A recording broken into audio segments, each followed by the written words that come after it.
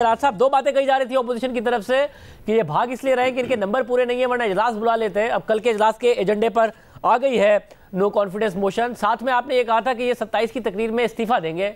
वज़ीर आज़म कह रहे हैं कोई इस्तीफा नहीं दूंगा, आखिरी बॉल तक इनका मुकाबला करूंगा और इन्हें सरप्राइज दूंगा 27 को।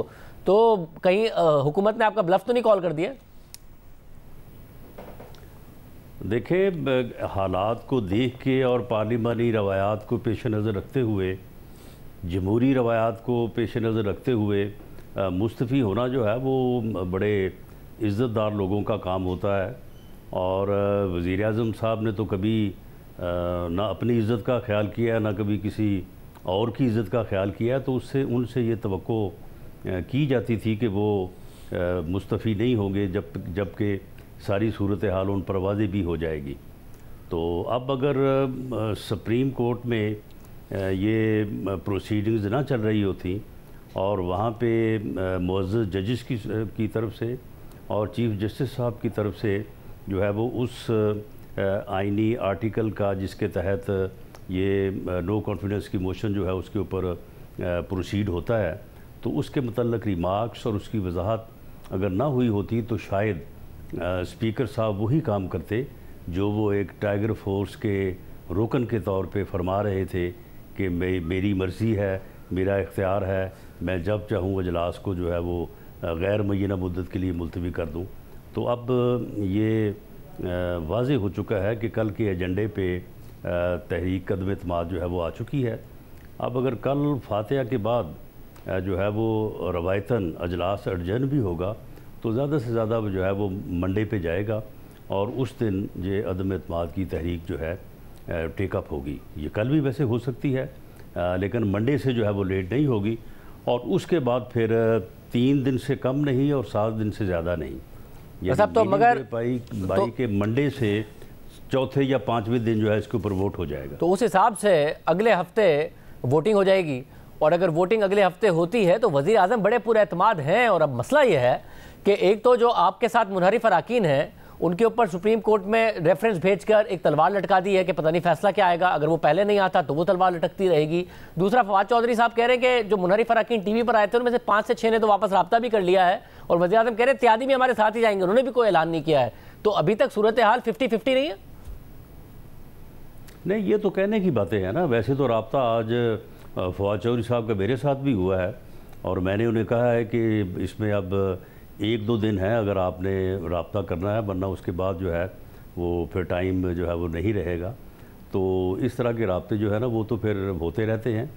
मामला ये है कि जो अराकीन जिन्होंने इस जो है वो जाबर ज़ालम हुकूमत के सामने जो है वो कलमा हक़ कहा है और इनकी पॉलिसियों से इनहराफ किया है और आवाम की जो है वो आवाज़ में जो है वो अपनी आवाज़ शामिल की है, वो अल्लाह के फजल से पूरी तरह से डटे हुए हैं, वो हमारे साथ हैं। आप लोगों का प्लान क्या है? वो मार्च आएगा इस्लामाबाद 27 तारीख को और ख़त्म हो जाएगा, या 28 तारीख को आएगा और ख़त्म हो जाएगा, या आप लोग धरने का प्लान रखते हैं जब तक कि नो कॉन्फिडेंस नहीं होती?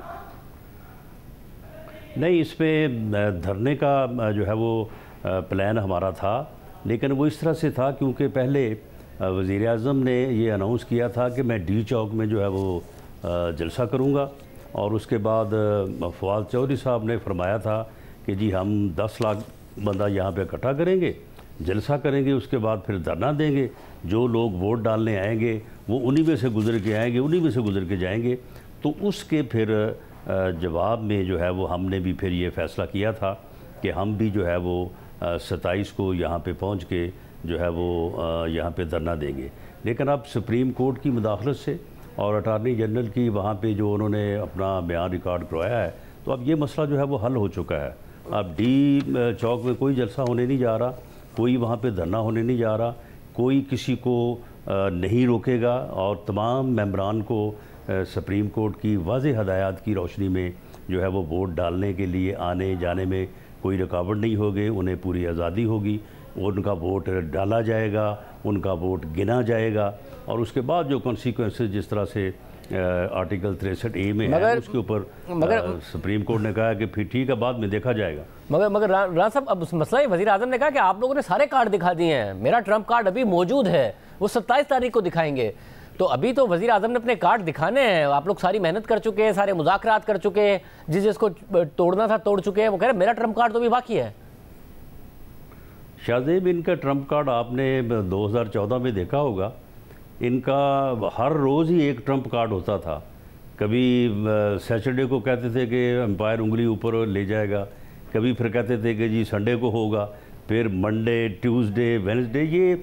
ये इनकी पुरानी आदत है कि इस तरह का ब्लफ करना, इस तरह की गुफ्तगू करना, जो बात करना उसके बाद उसके ऊपर कायम ना रहना, यू टर्न लेना, जो बात आज कर रहे हैं कल बिल्कुल उसके उल्ट करना, और जितनी यानी डिटाई से आज बात एक करना, उतनी ही डिटाई से उसको अगले दिन उसकी तरदीद करना या उसके बरक्स का बात करना। ये तो इनका एक खासा है।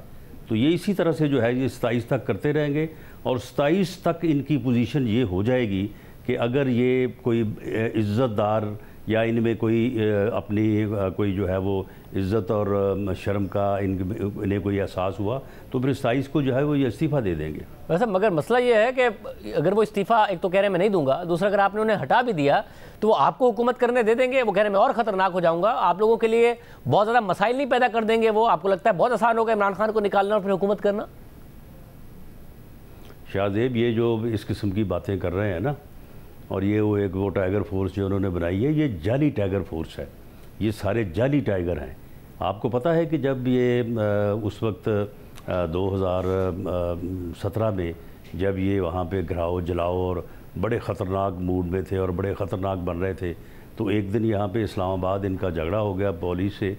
तो इन्होंने ख़तरनाक बनते हुए पूरे मुल्क में जो है पहिया जाम की और पूरे मुल्क में एहतजाज की जो है वो काल दे दी थी। तो जब हमने जो है वो प्रीएम्प्टिव एक्शन इनके ख़िलाफ़ जो है वो लिया तो पूरे मुल्क में पत्ता नहीं हिला था अगले दिन। ये टाइगर फोर्स जो है ये नज़र नहीं आएगी, ये हुकूमत से जाने की देर है। अगले 2-3 दिन में कुछ भाग जाएंगे और बाकी जो रह जाएंगे वो अपने जो उन्होंने इस मुल्क को लूटा है, जो यहाँ पे जुल्म किया है, तो उसका हिसाब देने के लिए वो सब पकड़े जाएंगे। बहुत शुक्रिया हसन साहब की गुफ्तगू आपने सुनी।